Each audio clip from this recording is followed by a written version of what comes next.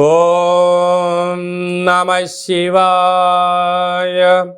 ఓం నమో నారాయణాయ.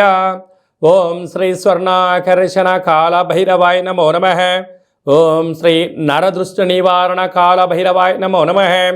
ఓం గణానాం త్వా గణపతిం అవామహే కవిం కవేనాపవస్రవస్తవం జ్యేష్ఠరాజం బ్రహ్మణస్వత ఆనశృణ్వన్నోతభిస్సీదసాదనకం శ్రీమహాగణాధిపతయే నమః. ఓం ఆదిత్యాయ సోమాయ మంగళాయ బుధాయ చ గురుశుక్రశనిభ్యశ్చ రాహవే కేతవే నమో నమః. హరి ఓం. మా ఛానల్కి స్వాగతం. చూస్తున్న వీక్షకులకు ప్రేక్షకులకు ప్రియ కాలభైరవ భగవద్బంధులకి స్వాగతం పలుకుతూ మమ్మల్ని ఎంతగానో ఆదరిస్తూ ఉండబడినటువంటి ప్రియ సోదరి మనుషులకు అందరికీ, సనాతన ధర్మ సంరక్షకులకు అందరికీ కూడా నూతన తెలుగు ఉగాది పండగ శుభాకాంక్షలు. శ్రీ క్రోధినామ సంవత్సరంలో అందరికీ నిండు నూరేళ్ల ఆయురారోగ్యాలను ప్రసాదించాలని, వారాలు 7, తిథులు 15, నక్షత్రాలు 27, రాసులు 12, లగ్నాలు 12, మహర్దశలు 9, అలాగనే షడ్రుచుల సమ్మేళనమే 6 ఋతువులతో కూడుకున్నటువంటి తీపి, కారం, పులుపు, చేదు, వగరు అనేటువంటిది ఎలా ఉంటుందో మనిషి జీవితంలో కష్టాలు సుఖాలు ఎప్పుడు ఉంటాయి. ఎవరి జీవితంలో కూడా ఎప్పుడు కూడా పూర్ణిమ శాశ్వతం కాదు, అమావాస్య అనేటువంటిది ఎప్పుడు అడ్డంకి కాదు అని చెప్పి గుర్తుపెట్టుకోవాలి. కనుక ఈ 360 రోజులు ఈ క్రోధినామ సంవత్సరంలో 30 సంవత్సరాల తర్వాత శని భగవానుడు తన సొంత గృహంలో ఉండగా వచ్చినటువంటి క్రోధినామ సంవత్సరం కావడం వలన అందరికీ నిండు నూరేళ్ల ఆయురారోగ్యాలని, విద్య, ఉద్యోగ, వ్యాపార, రాజకీయ, సేవారంగ కార్యక్రమంలో అన్నింటా విజయం సాధించాలని కోరుకుంటూ ఈ సంవత్సరంలో అందరికీ తెలుగు ఉగాది పండుగ శుభాకాంక్షలు. ద్వాదశ రాశిలో గ్రహ గమనాన్ని ఒకసారి వీక్షింపచేద్దాం. మేషరాశిలో గురు సంచార స్థితి, కన్యరాశిలో కేతు భగవాను సంచార స్థితి, కుంభరాశిలో శనిచర స్వామివారు స్వక్షేత్ర సంచార స్థితి, మీనరాశిలో రాహు సంచార స్థితితో ద్వాదశ రాశిలో గ్రహ గమనాలు ఈ విధంగా ఉన్నాయి. అలాగనే మనకు 26/4/2024 సంవత్సరంలో అనగా ఈ తెలుగు ఉగాది పండగ తదనంతరమే గురువు మేషరాశిలో నుంచి వృషభ రాశిలోకి నర్మదా నది పుష్కర సందర్భంగా గృహ మార్పు ఉందని చెప్పి గమనించాలి.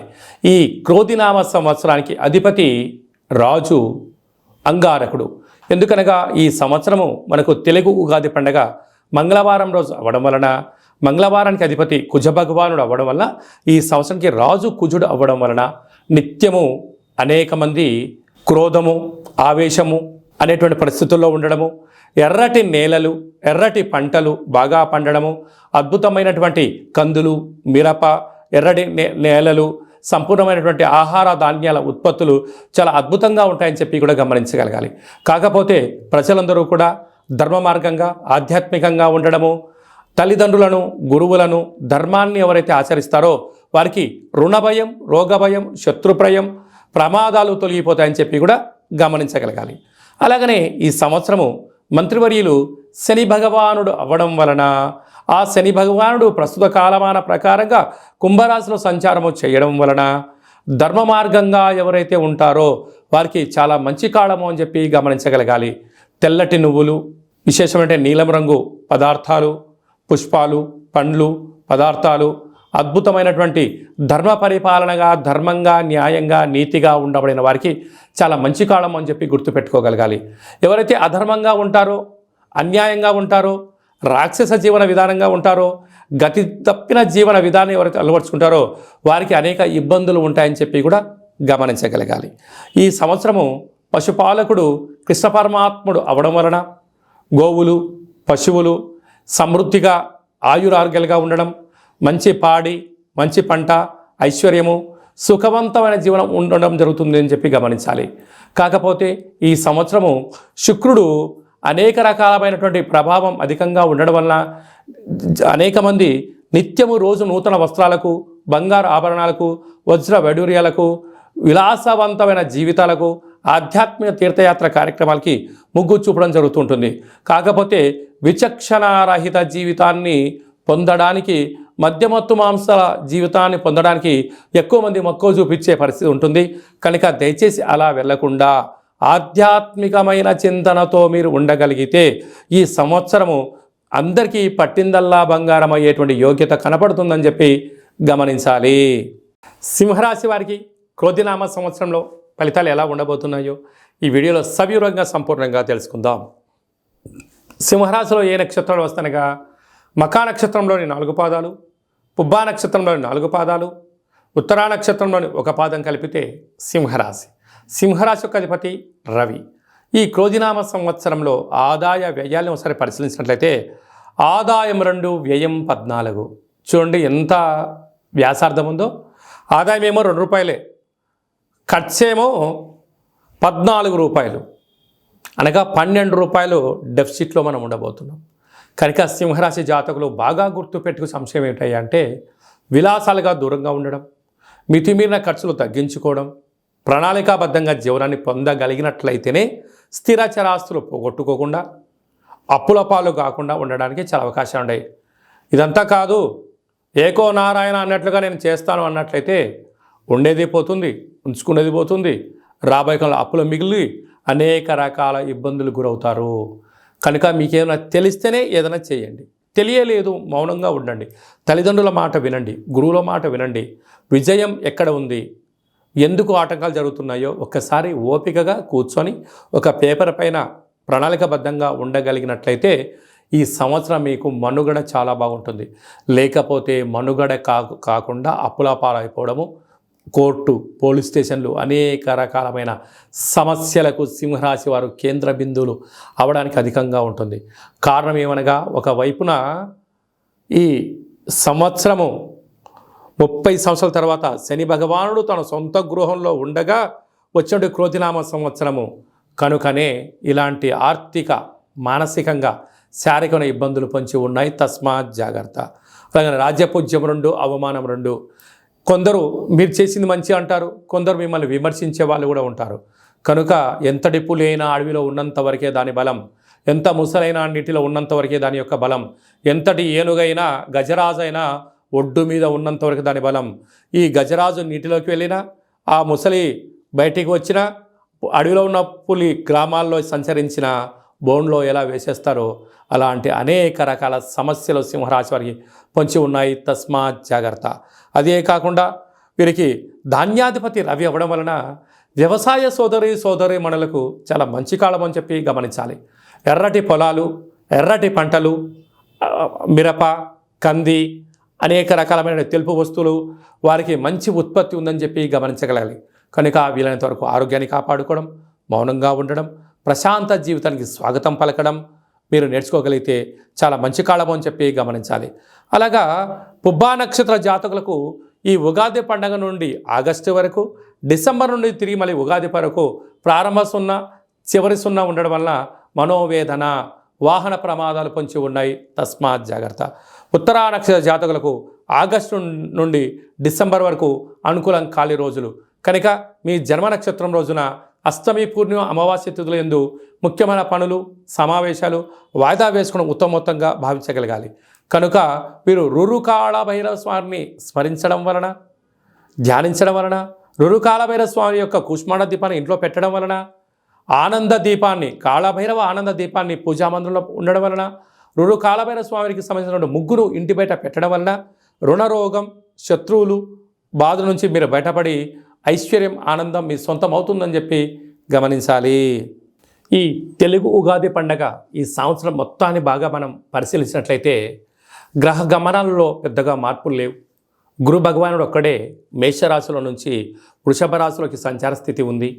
కనుక వీలైనంత వరకు ధర్మము, ఆధ్యాత్మికత, నిత్యము, ఆరోగ్యము, సంపూర్ణమైనటువంటి ప్రతి ఒక్క వ్యక్తిగత జాతకంలో మీరు అందరిపైన గ్రహ గమనాల పరిస్థితి చాలా అధికంగా ఉంటుంది. కనుక సూర్యోదయపు మునుపురమే లేవడము, పచ్చటి పైరు పొలాలలో సంచారము చేయడము, ఆకులతో కూడుకున్న జీవన విధానాన్ని ఏర్పాటు చేసుకోగలిగినట్లయితే మంచి కాలం ఉంటుందని చెప్పి గమనించగలగాలి. ఈ సంవత్సరము ఏప్రిల్ ఆఖరు నుండి ఆగస్టు 8వ తారీఖు వరకు, అనగా 100 రోజులు దరిదాపు వివాహాది శుభ కార్యక్రమ ముహూర్తాలు లేవని చెప్పి ముందస్తుగా గమనించగలగాలి. కనుక ఈ సంవత్సరం అంతా కూడా మనం అద్భుతమైన విజయం సాధించగలగాలి అన్నట్లయితే ఒక్కొక్క నెలలో ఒక్కొక్క కాళభైరవ స్వామి వారు ఉంటారు కనుక ఆ కాళభైరవ స్వామి యొక్క స్మరణ, కాళభైరవ స్వామి యొక్క కూష్మాండ దీపము, కాళభైరవ హోమము, కాళభైరవ రక్షణ కంకణాన్ని మనం ధరించగలిగినట్లయితే ఈ సంవత్సరాంతము కుజుడి యొక్క ప్రభావము, శని భగవానుడి యొక్క ప్రభావము తీక్షణ తగ్గి వృత్తులలో, ఉద్యోగాల్లో, వ్యాపారాల్లో మనం అనుకుంటున్న విజయం మన సొంతం అవుతుందని చెప్పి గమనించాలి. ఇంకనూ మనం విజయం సాధించగలగాలి అన్నట్లయితే ఈ యొక్క పాత్ర కంచు పాత్ర అంటారు. అంటే కంచు మోగినట్టు కనకంబు మోగదు గదరా సుమతి అని చెప్పి మనకు సుమతి శతకంలో చెప్పుకున్నాం. ఇక్కడ రాసులు 12 ఎలా ఉంటాయో 12 రాసులను ఇందులో అచ్చు వేయడం జరుగుతుంది. ఈ యొక్క పాత్రను మనం ఇంట్లో ప్రతిరోజు పూజ చేసుకున్న తదనంతరము 2 అగరబత్తులను వెలిగింపజేసుకొని మనసులో ఏదైతే కోరిక ఉందో కోరుకొని ఓం స్వర్ణాకరేషణ కాళభైరవాయ నమో నమః అనేటువంటి మంత్రాన్ని ఉచ్చరింపచేస్తూ ఇలా చిన్నగా శబ్దాన్ని చేసినట్లయితే ఓంకార శబ్దం రావడం జరుగుతుంటుంది. ఇలాగా ఈ ఒక ఓంకార శబ్దాన్ని ఇలా చిన్నగా ఇలా వృత్తాకారంలో తిప్పినట్లయితే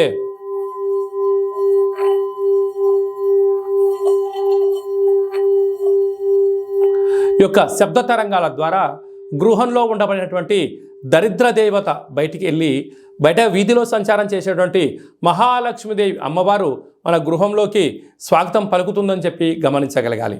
అలాగనే నరదృష్టి యొక్క ప్రభావాలు, గృహ వాస్తు దోష నివారణలు, యంత్ర మంత్ర తంత్ర పరతంత్ర పరక్రియ అంటే తాంత్రిక ప్రయోగ దోషాలు ఏమైనా కలిగినట్లయితే కూడా ఈ శబ్ద తరంగాల ద్వారా, శబ్ద ధ్వని ద్వారా మానవుని శరీరంలో ఉండబడినటువంటి షట్చక్రాల మూలాధార, స్వధిష్టాన, మణిపూరక, విశుద్ధ, అనహత, ఆజ్ఞా చక్రాలు వికసింపచేసి వ్యక్తిలో ఉండబడినటువంటి అద్భుత జ్ఞానములు, సంపూర్ణమైనటువంటి ఐశ్వర్యము, ఆనందానికి స్వాగతం పలుకుతారు అని చెప్పి గమనించాలి. ఈ యొక్క అక్షయ పాత్రతో పాటు కాళభైరవ స్వామి యొక్క ఒక పిరమిడు, కాళభైరవ స్వామి యొక్క కంకణము, కాళభైరవ స్వామి యొక్క విగ్రహము, కాళభైరవ స్వామి యొక్క డాలరు మెడలో వేసుకోవడం కోసము, కాలికి చేకి కట్టుకోవడానికి నరదృష్టి నివారణ రక్షణ కవచాలు, ఇంటి బయట మనము ఉట్టిలో గుమ్మడికాయ ఎలా కట్టుకుంటామో ఆ ఉట్టిని కాళభైరవ స్వామికి సౌభాగ్య ఉట్టిని కూడా మీకు అందజేయడం జరుగుతుంది. ఈ కావలసిన వారికి మన యొక్క దేవాలయంలో ప్రతి నెలలో 4 మంగళవారాలు, 4 శనివారాలు, శుద్ధాష్టమి, పూర్ణిమ, బహుళాష్టమి, అమావాస్య సందర్భంగా ఒక్కొక్క నెలలో ఒక్కొక్క కాళభైరవ స్వామి ఉంటారు కనుక ఆ కాళభైరవ స్వామి యొక్క పూజా కార్యక్రమాన్ని మీకు వాట్సాప్ ద్వారా లైవ్ కూడా చూపించి స్వామివారికి ఆశీస్సులు మీరు పొందగలరు. కనుక అక్షయ పాత్రను మన గృహంలో పెట్టుకుందాం, అష్ట కష్టాలకు స్వస్తి పలుకుదాం, ఐశ్వర్యానికి ఆనందానికి స్వాగతం పలుకుతాం అని చెప్పి గమనించాలి. అలాగే మీ వ్యక్తిగత జాతకం తెలుసుకోవాలనుకుంటున్నారా?